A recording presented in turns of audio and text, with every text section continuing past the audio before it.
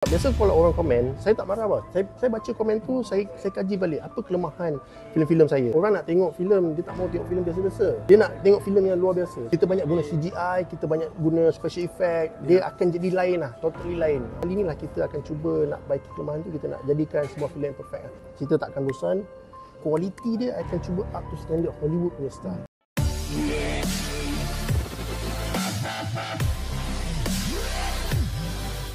Ya, kita hari ini jumpa kali ketiga lagi di dalam layar perak, iaitu penggerak Soho kita. Ya, saya. Dah kali ketiga bos saya. Alhamdulillah. Ya, sebenarnya kali banyak, tapi kita calculation selepas NCO. Ya, betul. Selepas NCO ni dah kali ketiga. Alhamdulillah, rezeki yang melimpah-limpah. Saya sebenarnya berbahagia pasal apa, bos masih percaya kat saya. Saya ingat masa umur saya 18 tahun dulu datang Maxwell.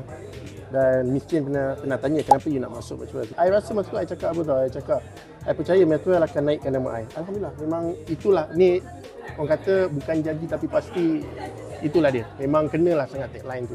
Impian jadi kenyataan. Betul.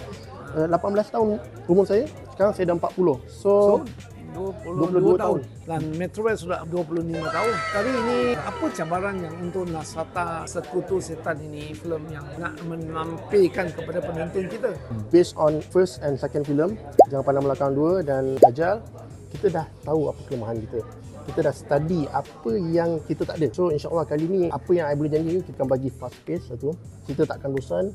Kualiti dia akan cuba up to standard Hollywood punya style. InsyaAllah lah, I berani bagi guarantee untuk dapatkan kualiti macam tu. Pasal apa? Sekarang ni bos, orang nak tengok filem, dia tak mau tengok filem biasa-biasa. Dia nak tengok filem yang luar biasa. So kita tak boleh nak buat filem macam dulu lagi. Kalau orang boleh buat 70 juta, kita pun boleh bos. Kita mesti boleh punya. Kalau you selalu kita kalau bersekutu ya, betul bersekutu. Kita akan lebih kuat lah untuk betul. mencapai matlamat. Penonton memberi sokongan, kita akan balik kepada penonton dan kita akan lagi kepada industri, banyak orang lagi dapat kerja, menaikkan angkat anak-anak muda yang bakat. That's why kena sokong industri, bukan untuk kita sendiri saja. Kan? Betul. Kalau kita tengok based on comment satu WhatsApp, itu memang saya dah notice pada awal. And then tempo cerita dia tak boleh nak slow. Kalau slow je orang akan bosan.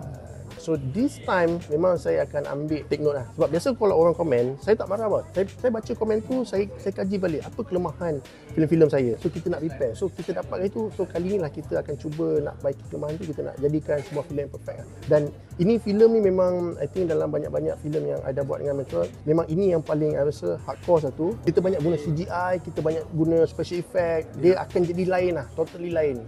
Dan I akan cuba nak try buat dia kualiti dia Hollywood sikit. Ya, apa yang dijanjikan dengan penonton anda, kalau dah tengok apa kelemahan, semua dia dah take note dan kali ini tidak akan berulang. Penggarap kita dah bagi janji. InsyaAllah. Yang penting keep on sokong lagi PND punya penggarap. Keep on lagi sokong kita punya terbitan supaya kita boleh buat lagi banyak film-film yang berkualiti dan menghiburkan anda. Ya, betul.